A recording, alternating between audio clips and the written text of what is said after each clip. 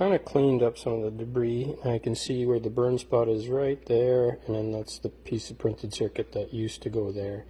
So we could take a jumper wire, go from this pin over to up here, where is going to be power supply to that circuit. Give that a go.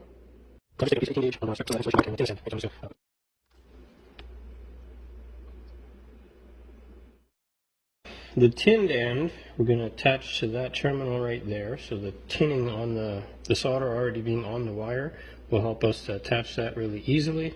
So if that was right there, then we can kind of figure out the length of the wire we need. So it should be about that long. So there's my precise measuring. I'll cut that off.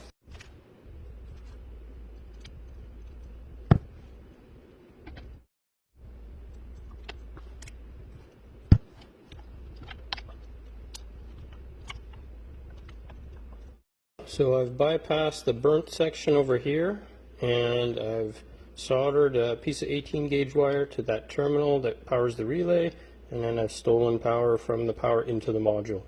So there's the relay on the back side, and that terminal is, I'm guessing, power into that. There you go. Should work.